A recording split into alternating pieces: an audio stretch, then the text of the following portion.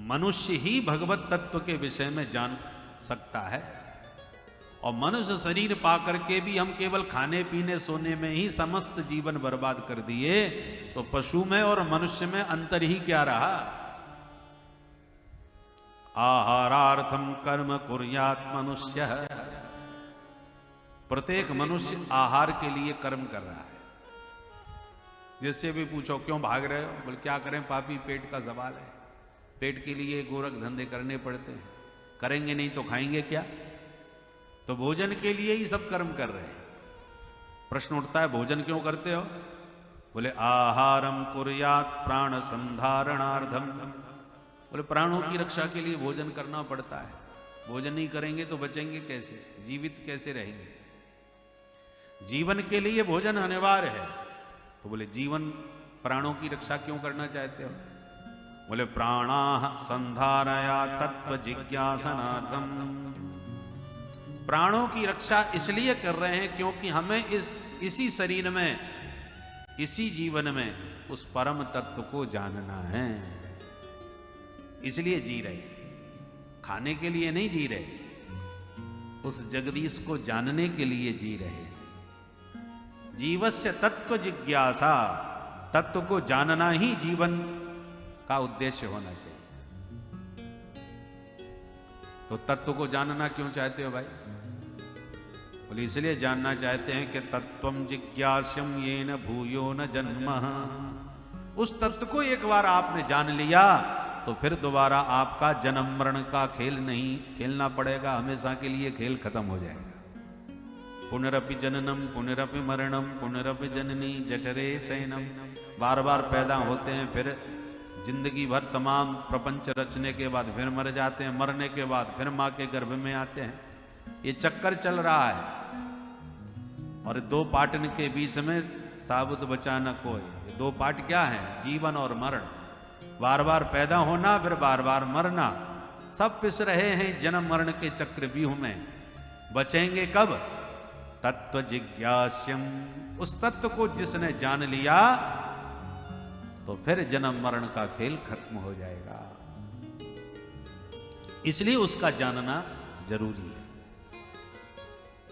ये तत्व है क्या चीज हमारा, बोले वदन्ति तत्तत्त्वविदः तत्त्वं यद ज्ञानमद्वयम् ब्रह्मेति परमात्मेति भगवानिति सत्यते।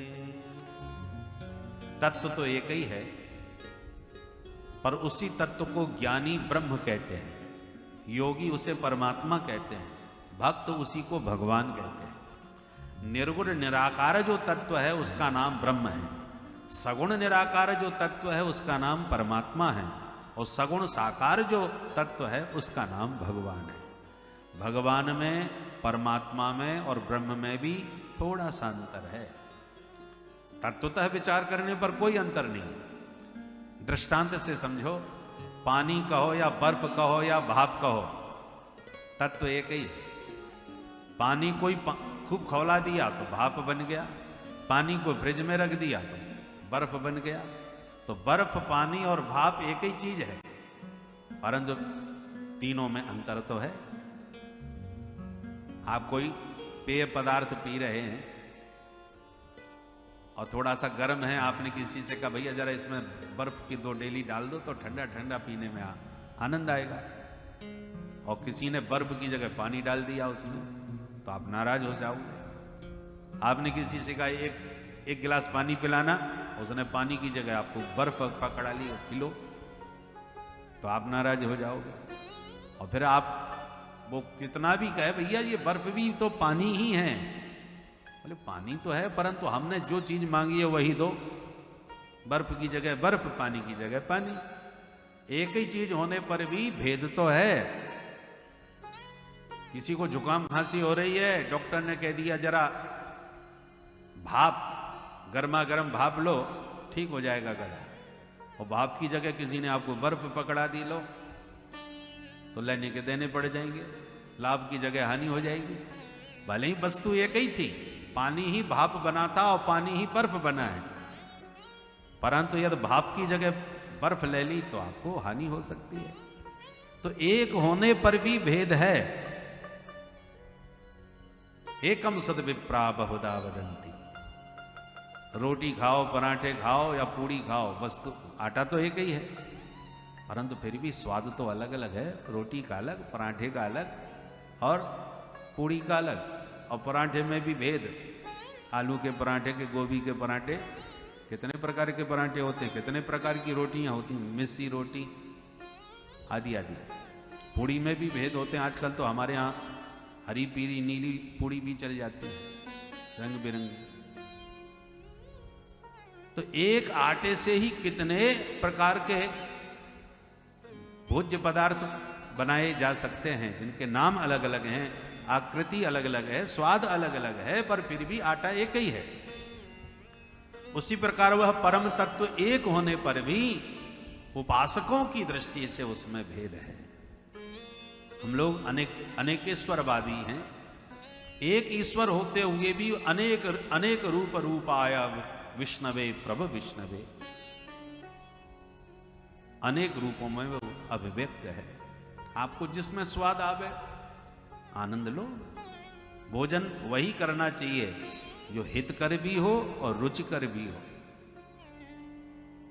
हितकर तो है पर रुचिकर नहीं है तो जबरदस्ती मुंह बिगाड़ के खाना पड़ेगा। और रुचिकर बहुत अच्छा है पर हितकर नहीं है तो खाने के बाद में पेट पकड़े घूमोगे।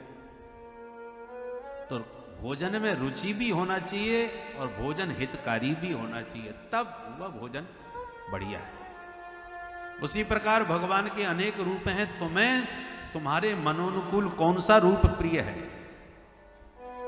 उसी रूप का आश्रय लेकर के उपासना करके उसी तत्व को प्राप्त कर लो। क्योंकि सारी सरिताएं अंत में जाती तो सागर में ही है। उसी प्रकार किसी भी देवी देवता की पूजा करो, अंत में प्राप्ति उस परम तत्व की ही होगी। पर इतना याद रखिए, वेदों में शास्त्रों में प्रतिपाद्य जो ईश्वर है उसी से तुम्हारा कल्याण होगा। ये आजकल नकली मनमुखी जो भगवान निकल पड़े हैं, इनसे जरा बच के रहना।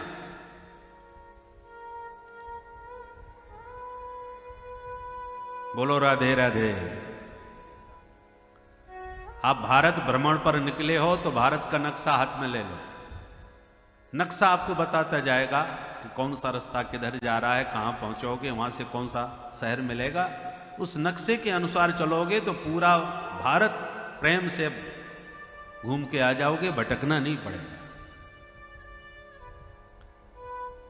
और नक्शा आपने छोड़ दिया, त्याग दिया, खो दिया तो भटक जाओगे मार्ग में। ये शास्त्र क्या है? भगवत प्राप्ति का नक्शा है। शास्त्र बताते हैं कौन सा कर्म तुम्हें किधर ले जाएगा, तुम्हें क्या करना चाहिए, क्या नहीं करना चाहिए। विधि और निषेध इसी को कहते हैं। शास्त्र के बताए हुए विधि और निषेध का आचरण करते हुए जब आप कर्म करेंगे तब वह कर्म आपको उस परम तत्व तक पहुंचाएगा। मनमुखी कर्म करोगे तो जगत में भटक जाओगे। आप जंगल में जाकर के वो गड्ढा खोदना चालू कर दो फावड़े से, खूब लंबा चौड़ा गड्ढा खोदो, खूब घास काटो, उस परिश्रम तो आपका बहुत प्रबल होगा पर लाभ कुछ नहीं मिला, मेहनताना कुछ नहीं मिला। परंतु यदि राजा आज्ञा देता है कि जाओ वहां पर गड्ढा खोद के आओ, और किसी अधिकारी के राजा की आज्ञा से यदि आप गड्ढा खोदोगे तो पारिश्रमिक मिलेगा, मेहनताना दिया जाएगा। क्योंकि हमारे कहने से तुमने काम किया है ना, तो हम आपको पारिश्रमिक देंगे। वो अपने मन से खोदने लग जाओ तो परिश्रम ही हाथ लगेगा, पुरस्कार कुछ नहीं मिलने वाला। ऐसे ही वेद शास्त्र जो हैं वो परमात्मा की आज्ञा है। उस परमात्मा की आज्ञा में जब आप कर्म करोगे उस कर्म का फल भी ईश्वर तुम्हें देगा।